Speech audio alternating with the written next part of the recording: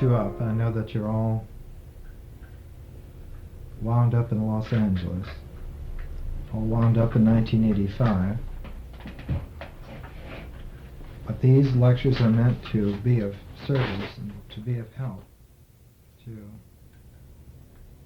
not so much unravel Los Angeles and unravel 1985 as to depolarize it. The activity that we're engaged in here is a very intelligent application of insight.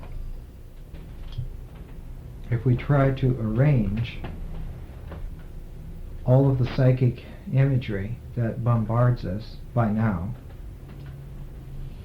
we will be forever just fending off that which we don't like and collecting that which we like. And this is an endless limbo. We'll never live long enough to even accomplish getting our head above water with that kind of treadmill action. We live in a time when history has landslid into ourselves. Its frayed ends have electrocuted us in many ways. And so we're taking the tack here. We're taking the time out to take the tack here to depolarize some of these powerfully magnetic images that have kept us enthralled. Maybe not so much consciously, those of you who have made it here without any promotion, without any help, usually are consciously all right. But it's what we call today unconsciously. It's what we call today culturally. That our sense of problem seems unending. Because seemingly there isn't very much that one individual or an individual or any group of individuals can do. And it's true as long as the problem is formulated as trying to arrange those images, of which there are infinite hierarchies, indefinite patterns and cycles. So we're going to change the tack. We're not going to play footsie with the problem.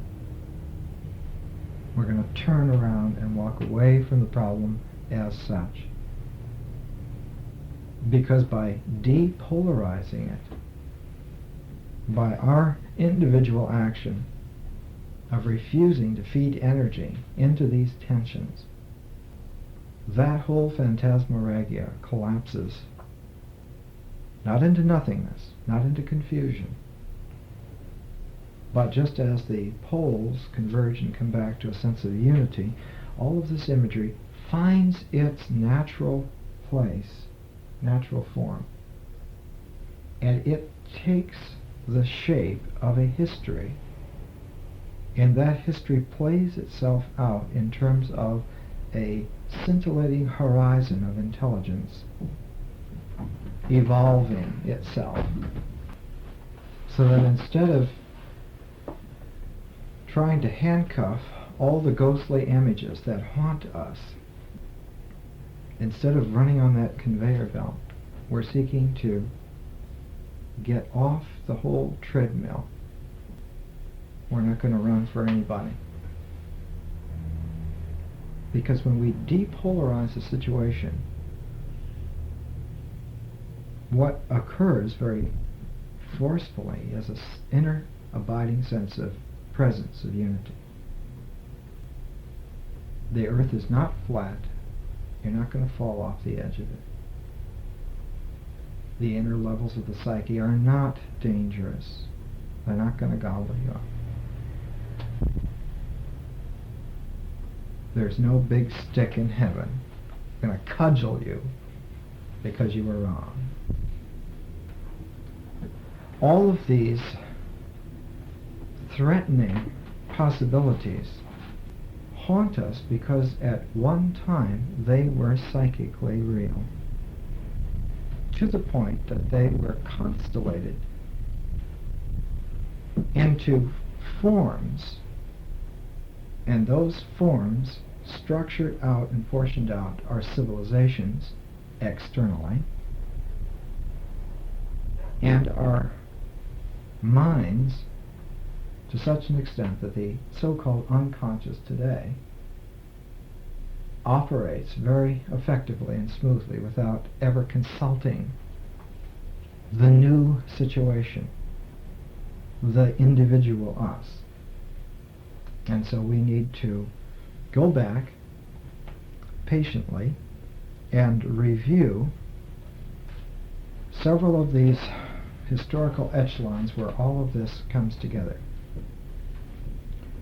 where the power is fed into the forms and they become electrified and capable of shocking us, so that we dance to the tune of images that are actually archaic. Now the problem is very complex for us because we are children of a very peculiar civilization. Very, very peculiar. All of us that are here are very close in our relatedness to each other. We're investigating this whole year, ancient Alexandria as a convenient locus, a place on the map, but also a place in time, roughly from 300 BC to 300 AD. And within that time duration, at that place, with all its attendant, resonant traditions coming into it, was brought together into the grasp of the mind, into the grasp of the psyche, a powerful integration, a braiding together of many traditions. But it happened in a sequence. It's just like an RNA message unit sequence that can be understood, can be delineated, and portioned out. So we come to Alexandria with all of this attentiveness. We wish to understand as best we can. And I am trying to be as conscientious a guide, if I may use that term, of pointing out not only the salient sites and documents and people and events, but I am trying by my gesturing feeling tones to indicate to you both the solemnity of the task and the delightfulness of doing it right. There is a freedom that occurs here. It is an incredible, uncanny freedom, and while it may not be so universal and complete as one would like to expect, at least it's better than remaining caged. The first problem that came up was the collision of the Greek mind with the Egyptian society. It was almost a kind of an eerie collision, much like a Martian spaceship landing on Earth.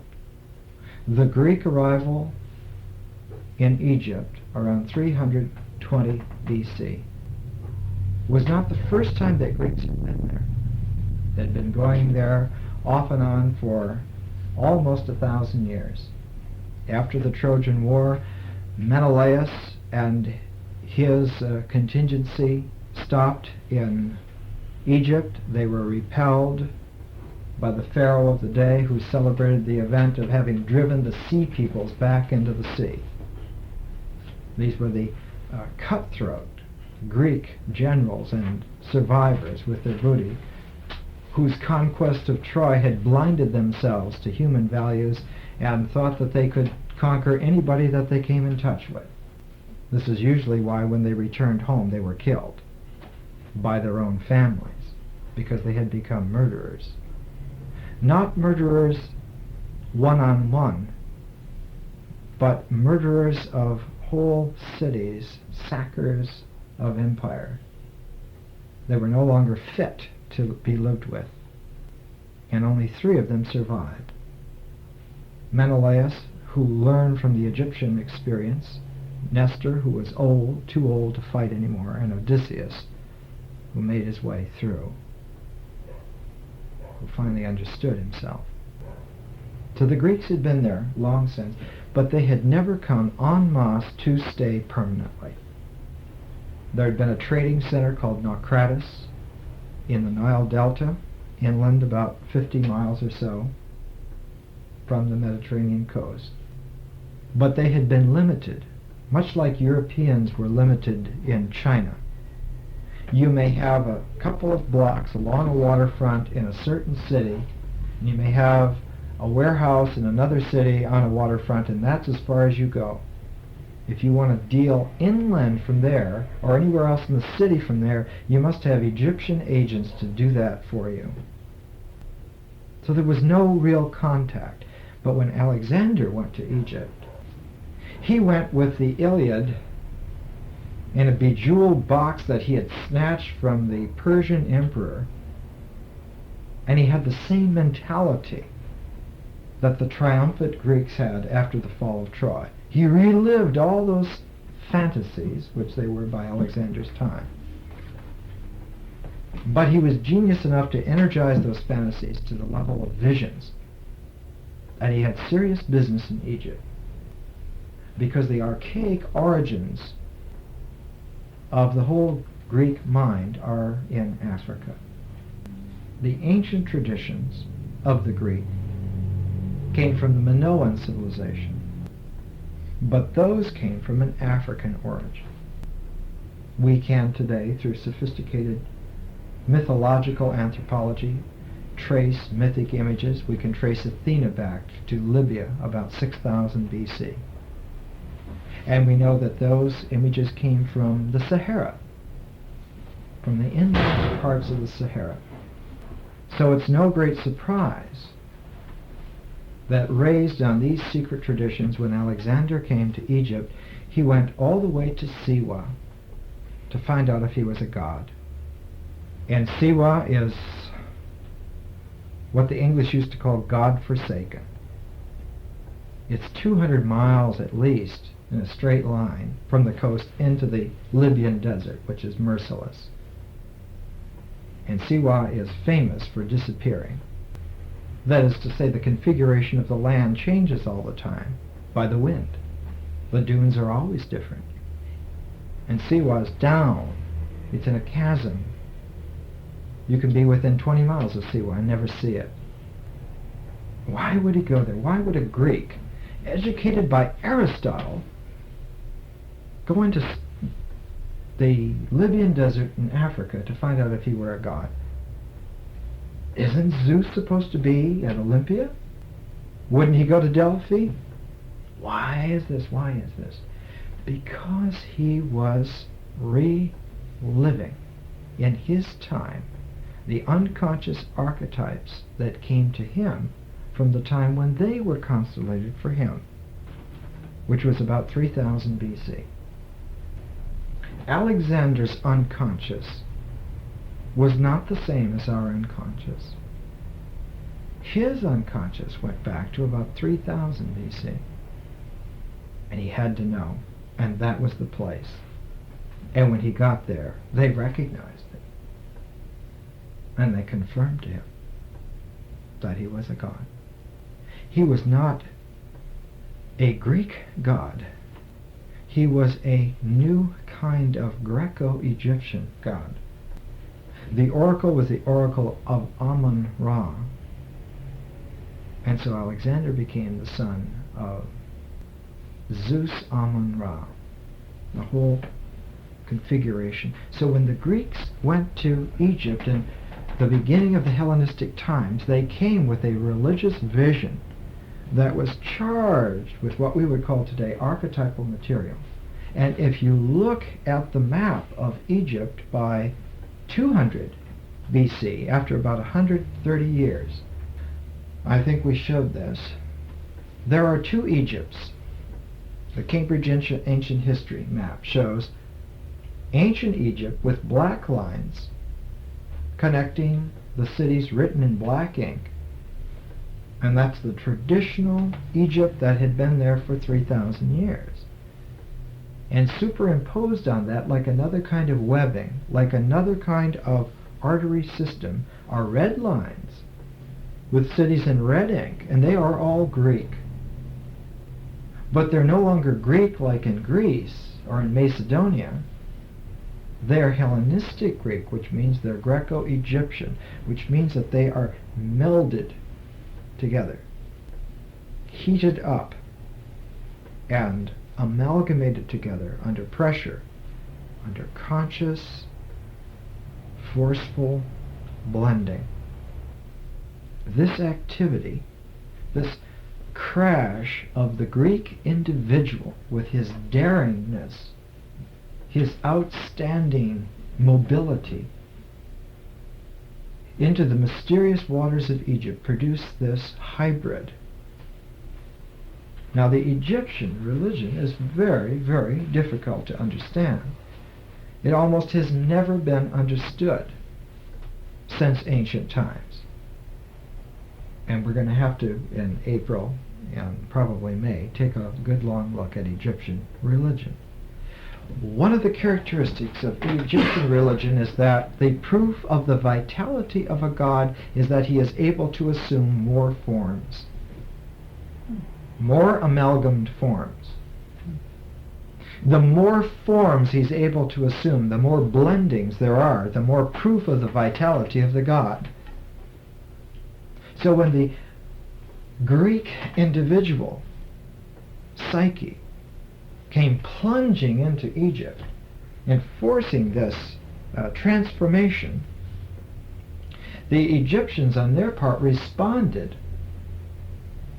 by creating thousands of new gods. And it was this Hellenistic explosion of this cross-cultural fertilization that repelled the Jews, for whom God was one. That's what the rabbi has the cantor called at the beginning of the service. Hear, O Israel, the Lord thy God is one. And they were repelled in the most forceful, comprehensive way over this new development that had plenty of problems with the Egyptians in the past 1,000 years. That had plenty of problems with the Persians. But they had never had the scale of problems religiously that they had now in Hellenistic times. And by 200 BC, the Jewish religious mind was in eerie recoil against this ungodly outbreak. And the Enochian literature, written from roughly 180 BC to about 100 BC, records this tremendous cultural dream penetration through to the very basic primordial images of reality which they needed to save themselves. They were in dire jeopardy of being swallowed, of being co-opted by the Greco-Roman explosion of gods. And so the wonderful Jewish time-honored tradition of calling for a prophet who would bring the people back to God, to the one God, came into play. The difficulty was that this Jewish insistence that God be one had a parallel reverberation in the Greek mystery traditions. Not in the old mystery traditions as in the Orphic renditions, because those were still secret, but those mystery traditions that had been transmuted by Plato in his dialogues. And for the platonically educated, sophisticated Greek religious mind, these gods were forms, and all forms have a form of forms called the good, which is a transcendental intellectual form of all. And there was a great resonance between the Jews who said God must be one and the esoteric Greeks who said the form of all forms is one. When they are looking over this din around 200 to 150 BC, saw eye to eye and said, "That's right, brother." And so there was a transcendental matching of the mystical Jewish and mystical Greek traditions, that God is one, but he is transcendentally ineffable. And with that tremendous insight, with that tremendous revelation, as it were, there was a sudden prophetic outburst, which the book of Enoch records better than any other document that we have. And the central issue that comes out of the visions in the 5 parts of the book of Enoch is that there is a face of God, but it cannot be seen phenomenally,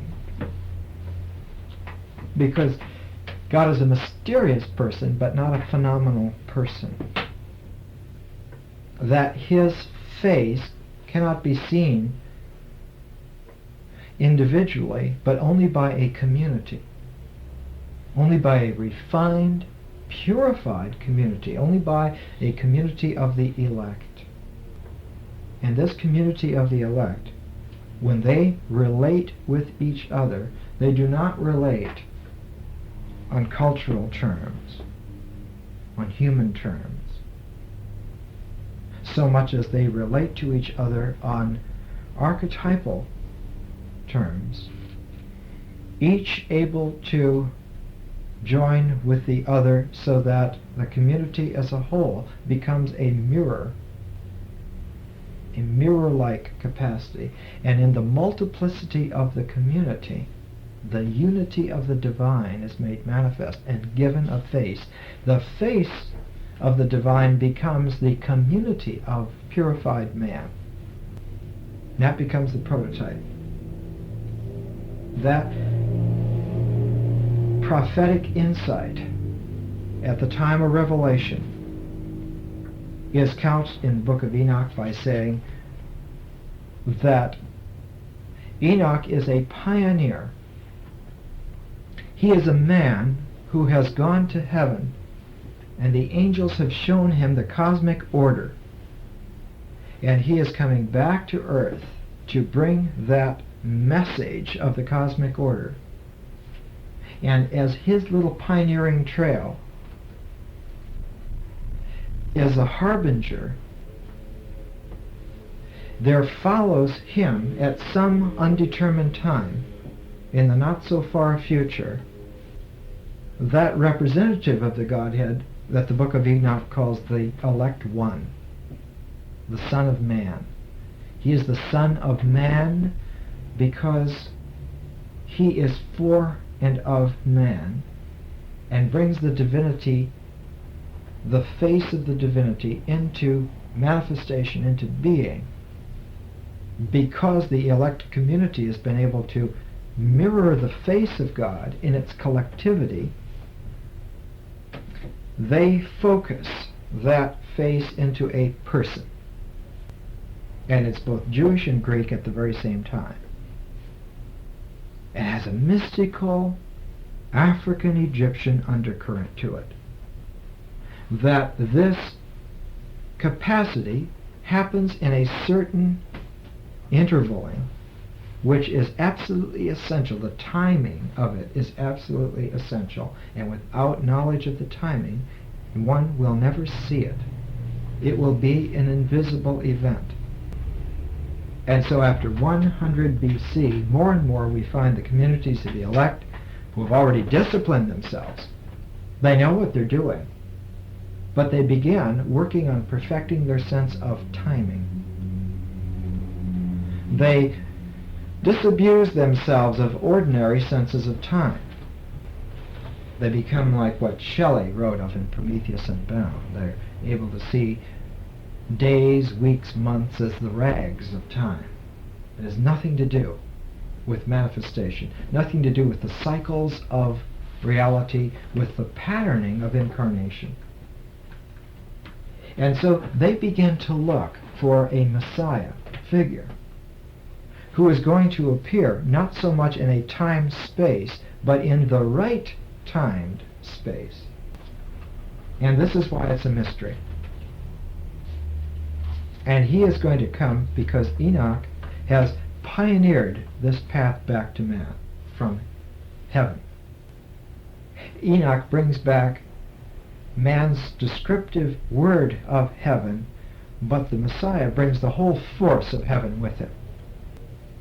Enoch is a scout, and the Messiah is not so much the cavalry coming to the rescue as the harbinger of a whole new echelon of civilization coming.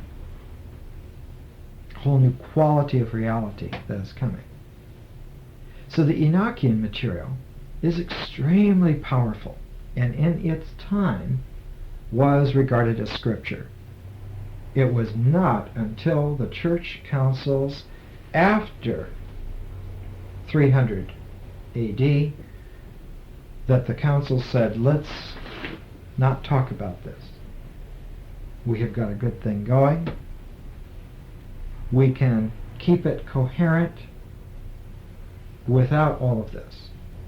All this does is keep raising problems, and that's the nature of this material, is to raise the problems up.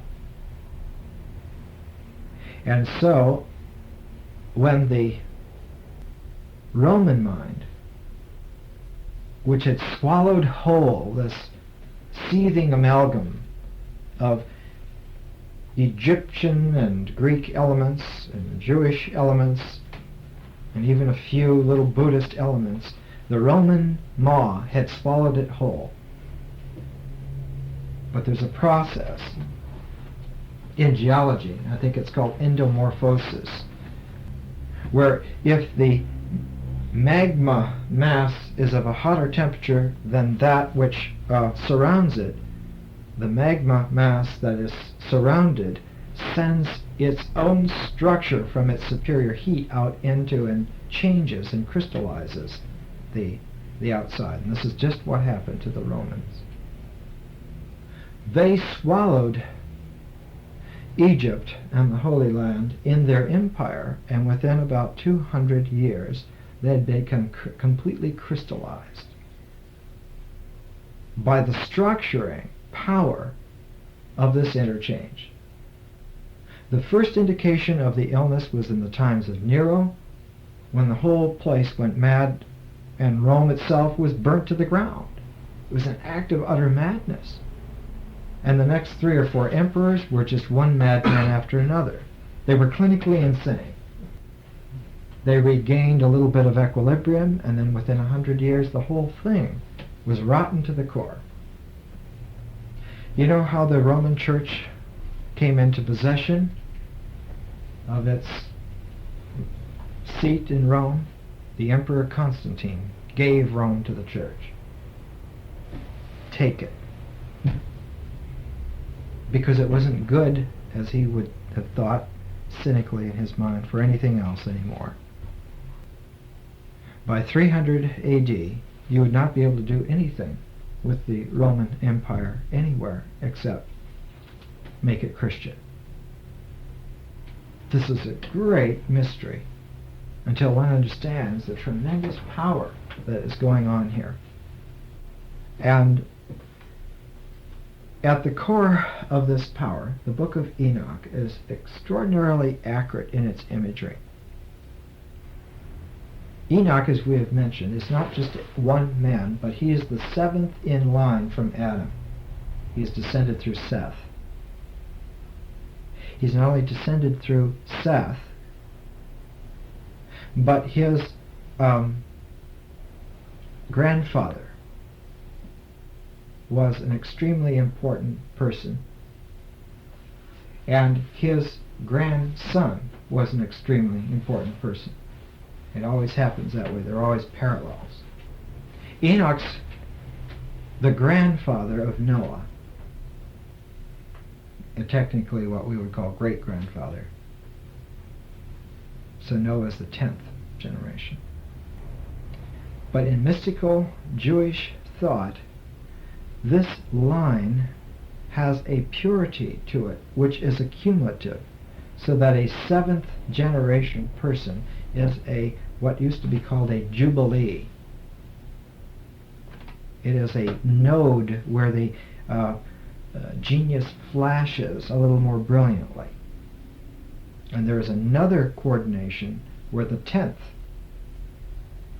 person, or the 10th Sephiroth, as it comes out later on. 7 and 10 become mystical. And then 7 times 10, 70, becomes the amalgam. And the power of the 70 is because it is 7 times 10. It is the multiplication, the melding, the blending of the two orders together. And this is what produces that tremendous mystical power, then, of those higher orders. We very often, in our simplistic expectation, think of transcendental levels as simply being superior to these material levels. We often don't give credence to the fact that transcendental levels convey their power in blends, and it multiplies. It doesn't just braid together and become 2. It becomes exponential. And so spiritual power is of a whole different order from material power. Not only that, but that once mankind is opened to that source, he becomes extraordinarily dangerous if he is not disciplined. And the book of Enoch says that this is exactly the problem that descended upon man. The book of Enoch records that 200 angels were sent to help man, to look over man. They were called the Watchers. They, looking upon the daughters of men, said, "They are comely, let us take them to wife," and had children with them. And the children were half of the human realm and half of the divine realm. It was a mixing of blood and spirit, which was impure in terms of the Jewish lineage. To understand that blood and spirit do not mix in the Jewish mind. When Moses sought to disobey by not carrying out his capacity as a messenger, he was on the road with his wife Zipporah and his little baby son. And in Exodus you can read the account of it given, where the Spirit of God burst in upon them through the door and moved to kill Moses because he had transgressed. He wasn't going to carry out his mission. And it was only through the intervention of Zipporah that Moses was spared. She ran to the crib and cut the foreskin off her baby and threw it at the feet of the murderous moving presence of God, and claimed the right for protection of her husband on the basis of a blood oath that had been taken in ancient times. And this is why circumcision is practiced today. This is why the Jewish lineage is through the woman today. This is why Moses was not allowed to go into the promised land. His life was spared, but he was not to go in, and was saved only by a blood covenant established by the woman. Blood and spirit do not mix, and because of this blood oath, the Spirit of God would not kill Moses.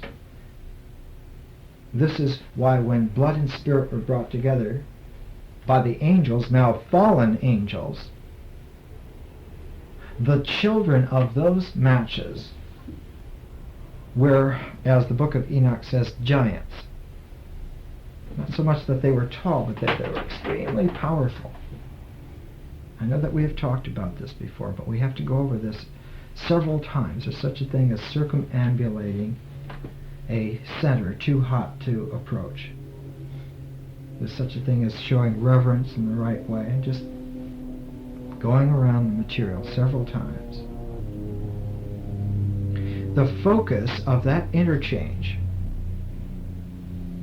where the angels came down to earth to join with the daughters of men was Mount Hebron in northern Israel. It's now today in southern Lebanon. On one side of Hebron is the Baca Valley, occupied by Syria. The southern slopes of Hebron are occupied by Israeli troops. The western slopes by Lebanese troops, and the northern slopes by the Muslim insurgents. So it's again today, 1985, the scene of four powers competing. The children of those marriages, when they died, did not go to heaven, but stayed on the earth, and they became the original evil spirits. They were not eternal, but they were extremely long-lived. In other words, they were like radioactive. They had long half-lives. They're going to be around for a long time. Lethal. In fact, present-day radioactivity is a very good metaphor for the spiritual travail that the book of Enoch in the Ethiopian version gives us. And as those children grew and lived and tried to take over things and died, the accrual of all these evil spirits began to pollute the earth, as if making it unlivable because of the radioactivity. It had taken the complication of life on earth out of the natural order and put it into the supernatural order. The earth had become haunted by evil. It wasn't just some hard feelings because somebody committed an original sin in the Garden of Eden. This is a whole new echelon of problems. This was a whole new dimension of evil. This was evil in the sense of contamination, that there is no longer any naturality. There's no longer any possibility for man, who needs nature to be true to himself. He could not any longer be true to himself. There was no chance. All of nature was polluted. All of it was radioactive, as we're saying now, metaphorically. And so he had to flee to a new land. It was as if the earth were deluged by evil. In Noah's time it was deluged by water, and now it was deluged by evil. And only spiritual fire could purify that contamination. And so the book of Enoch says again and again that this high-level spiritual fire is going to come, and it's going to electrocute the whole ground upon which evil grows. In other words, the psychic polluting, the spiritual blood-mixed pollution of the earth is going to be frazzled. And the only people who are going to survive are those who go into the ark of the new law. Because it's the ark of the new law that's going to float, as it were, on this spiritual fire. So we'll see the mysteries of original baptism deal with water, hearkening all the way back to the covenant with Noah,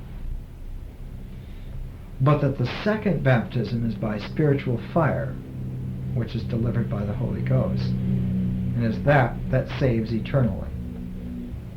So the book of Enoch has this tremendous material in it. And you can understand, because all of this raises every basic issue again and again, that the councils threw it out. They didn't pick it up and throw it on the floor. They just said, we're not going to discuss this, and it disappeared eventually. The Dark Ages, in their initial stage, were all social engineering. But unbeknownst to anybody, it became a habit that grew worse and worse and worse, and lasted for many centuries. The only place that kept the book of Enoch intact was in Ethiopia, because they were not subject to the fall of the Roman Empire. Ethiopia kept its integrity, its intelligence, its religious vision intact all that while. And we talked about how the archetypal Ethiopic Christian church is not a building above the ground, but is a space in the shape of a cross cut into a rock, so that the presence of the Lord is in the heart of the rock, the heart of the stone. The temple of that spiritual presence is not a structure made by man, but it's a non-structure. This is a peculiar quality which has almost not been appreciated even unto our own day. The African understanding of spirituality is not in what is said, but in the gist of everything that is not said. And everything that is not said is the meaning ground that translates what is said into a unity. And this is a archaic Egyptian idea of spirituality which has been kept intact right up to the present day. And when we get into Egyptian religion, we'll see that this mysterious nothing ground, what man cannot say, that is what is real. And so what is important in African religions is that there be an articulation of form in terms of the formless. And that by keeping track of the gist of the formlessness that is not said, one not only reads between the lines, but one understands unity. Because what can be said is the world of multiplicity. What cannot be said is of divine unity. And it is that that is real. What can be said is always contingent, always provisional, in terms of the real.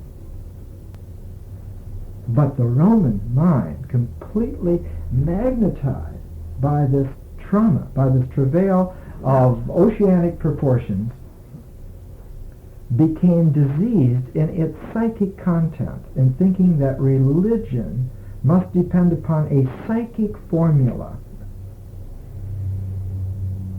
And so the church changed from a spiritual insistence on non-present unity to the codifying of the explicit what could be said. This is called dogma. So God became defined in dogma rather than presented in spirit. The book of Enoch pulls the rug out from under the whole church structure. Now, it's very peculiar. It's very peculiar. I'm going to go into this more on Sunday when I lecture on it at PRS at 11 o'clock Sunday morning. But in European civilization there was another Enoch. His name was Dante. And Dante also went to the transcendental realms, also went to heaven, and also brought back a vision, very much like Enoch brought back. And Dante also wrote a very wonderful treatise on world government, saying that the basis for world government is the unity of God and not the multiplicity of man. But he meant this mystically, very much like what we are talking about here in the book of Enoch. And in the De Monarchia, he criticizes the papacy and the structure of the church as being demonic in its essence. This is pretty hard going if you wrote something like this in 1320. But just like the book of Enoch precipitated this whole Hellenistic explosion of religious insight, Dante precipitates the whole Hermetic Renaissance. 500 years from the beginning of Enoch takes us up to 300 AD. 500 years after Dante takes us up to about 1820. Same kind of activity, similar in scale, similar in intent, happens all over again. Where does that put us, you say? Puts us right on the verge of a dark age. Only man can learn. He doesn't even have to accept defeat when it's bona fide. It can change the rules of the game. But it takes a consciousness to affect this. It takes a stamina. The old Rosicrucian formulation was that one must become a spiritual athlete. You have to really prepare for the long run. It's a long go.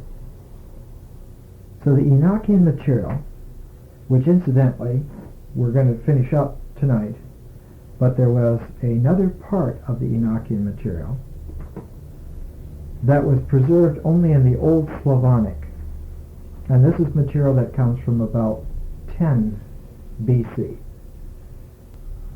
And it wasn't even known to the historical consciousness until about 1892. It had dropped out of almost all traditions except the Russian folklore tradition, which is why Russia had such a mystical strain in it, and why towards the end of the 19th century the Russian mystical strain produced all these enormous figures like Blavatsky and Tolstoy and many of the others that we would run across, because this was resurfacing. Once you see structure, once you're able to see large-scale structure, you can almost read time-space like a map. And one gets you can almost predict where something should be, where an occurrence should be, and you look, and you don't see anything for a while, and then you investigate, and you see that people just had not given sufficient attention, and you look closer, and there they are. There are the people, there are the events, just as predicted. So that we have a tremendous capacity by the late 20th century, spiritually, to grow. Dante says in De Monarchia, what is the one thing man must do? He must grow in his intelligent understanding of himself. That is what he must do. That is his fiat. In the Enochian material, the first time Enoch sees the righteous one, the elect one, the Son of Man, the Son of God, he is seen under the wings of the Spirit. Well, he calls him, at this rate, no longer Yahweh, but he calls him Lord of the Spirits. And he says, under the wing. And the Lord of Spirits was sitting on a 4-part throne. 4 of the archangels were looking out, and from the confluence of their square, the back side of themselves, that was the throne of the presence of the Lord of the Spirits. And I think we gave these angels last time. Michael and Raphael and Gabriel and Phanuel. Those were the 4.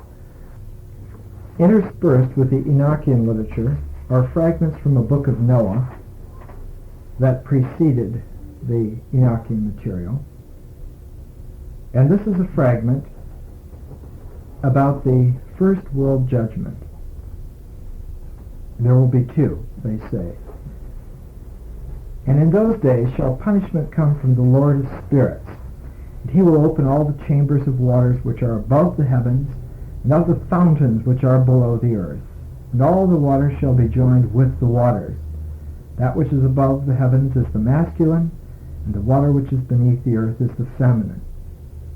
I think we have mentioned from time to time that celestial structuring often is referred to traditionally as having a holy tone. The heavens are holy. And more properly, the earth is sacred. so that a man becomes holy as a woman becomes sacred. The earth can be made sacred by sacrifice. The heavens are holy from their beginning. It is necessary to sacrifice to make sacredness occur.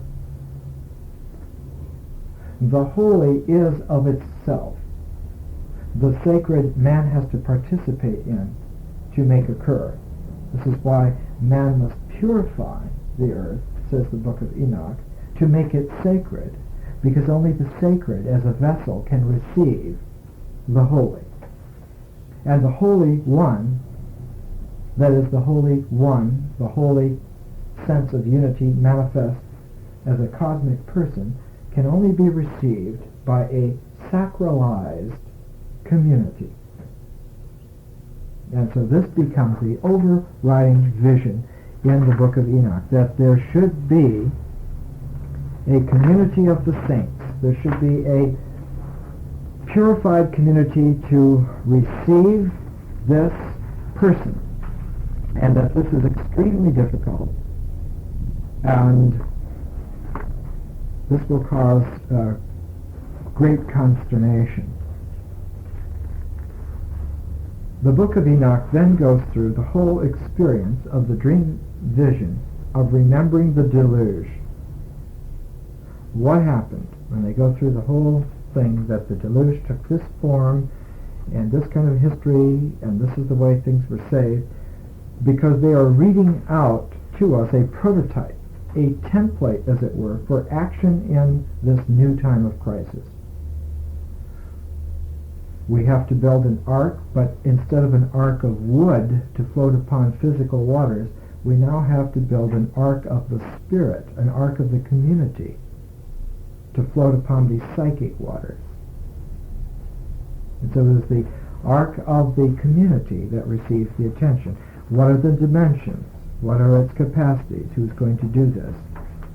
And someone is going to have to navigate this holy ark of the community. And that is why the Son of Man, why the elect one is coming, to navigate that ark for us.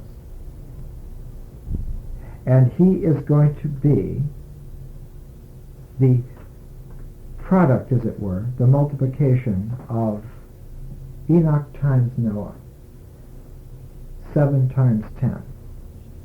He's going to be like 70. He's going to be that perfect one, that perfect number, that perfect quality. And when he comes, there will be a set timing interval which will be distinctive. And the book of Enoch calls this the apocalypse of weeks. Why weeks? Because weeks are a 7-day structure. They're a very peculiar 7-day structure. 6 of the days go to make the form, and the 7th day is a free presence within the form. It is not a day like other days. It's not that you just don't work on the Sabbath. It's not that it's a time to have picnics with the kids on the Sabbath. That's a complete misunderstanding of it. The Sabbath is a day which is made sacred. And the sacred is always a presence. It's the inner part of the container. The 6 days of the week are the container of time. The 7th day is the non-day, which does occur within the 6th, which creates a sacred space, as it were. And it is the counting, esoterically, of the sacred spaced intervals that one can compute what time it is in the universe. And when the apocalypse of weeks runs its archetypal course, that will be the day. And so the book of Enoch, in the 5th section, written around 100 BC, goes into this timing, this esoteric timing for the communities of the elect to tell when it's going to happen and where. And so they prepare themselves From 100 BC on, it's almost like the railroad tracks are laid and one is waiting at the station. Where are you going to locate the station? It's going to be there. And so the Essene communities, who become the purified sect of the time, who are keeping track of this esoteric calculating, locate themselves strategically. They locate themselves outside of Jerusalem, not very far. Jerusalem is up in the mountain, and down across the wilderness of Zin, down into the valley where the Dead Sea is, and the Jordan River emptying into the Dead Sea, right there at that spot, at Qumran, where one of the communities was. And just outside of Jerusalem on the main caravan routes that went inland out towards Egypt, around Bethlehem, that also had a community. And further out into Egypt, just outside of Alexandria, there was a spot. In Apamea, in northern Syria, there was a community. So that they were strategically located at the junctures, at the nodes, as it were, where all of these traditions were coming together. Trade routes, religious traditions, civilized energies, esoteric capacities. And locating themselves at these traditions, the Apocalypse of Weeks went through. And we have to understand here the importance of 7 times 7 being 49 and 10 times 10 being 100. And then 7 times 10 being 70. In order to mark a beginning of this timing, these communities of the wise, the esoteric, came together, and not in the book of Enoch, but in another document which we'll get to probably in a month or so. They created what was called the book of the Testament of the 12 Patriarchs. A gathering of the tribes is what we called it in the late 60s. Let's bring all of the traditions together. 12 tribes of Israel, the esoteric representatives, which were the originators, the 12 sons of Jacob. And so the testaments of the 12 patriarchs are the channeled visions of the Essene elect, tuning in and going back to the original 12 founders of those 12 tribes and bringing their visions about the contemporary time together to mark a starting point. And that was around 100 BC, roughly 100, maybe 103 BC. And from there they counted on. And it could either be in 49 years, it could be in 70 years, it could be in 100 years. There were 3 nodes there. And so in 50 BC, there was great expectation, and that's when we found that the book of the Wisdom of Solomon was written in Alexandria. Because if it was going to be in 50 BC, it would be in Alexandria. That's where it would be. And that's why there was such tremendous struggle at that time in Alexandria. It was in 50 BC, around in there, that the great library of Alexandria was burnt. Julius Caesar coming, just about 5-6 years before then. These were apocalyptic events. And the esoteric communities at that time in that place said, this may be it. But it wasn't. It didn't happen. And around 30 BC, when Cleopatra fell and Augustus took over the world, and the Roman Empire became the cosmic universal state, everybody said, maybe this is it. But it wasn't.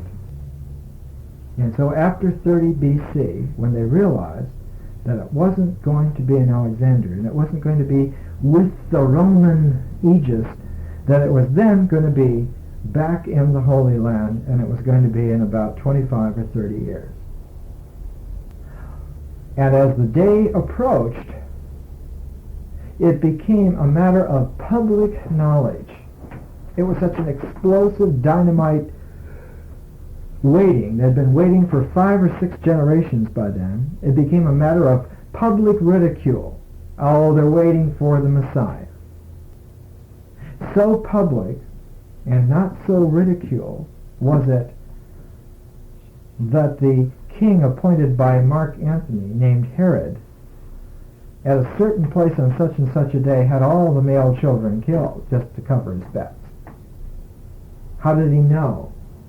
Because the computation was exceedingly accurate by that time. They said, this is the year, that's the place. That's why there were wise men on the move, not just 3, but thousands of them from all over, coming to the place at the time. What is the guiding star? Not some physical star, not some supernova. The guiding star of man's spirit, who had learned to compute, to predict spiritual events. And so the book of Enoch is like a little manual of how to tune yourself up scientifically, to look at the world of spirit and understand it comprehensively, and live your life in accordance with that. The problem for us, the major problem, is not understanding the Jewish side. It's just because most of us don't have the training or the opportunity. It's not even so much the mystical Greek side. That can be mastered. But what is always stuck in our craw and almost never understood was the ancient Egyptian religion of the plurality of God's vitality and the mystery of God's negentropy,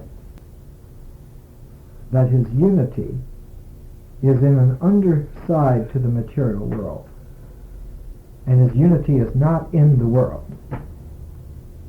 That if you try to understand divinity by the world, that's the very essence of profane.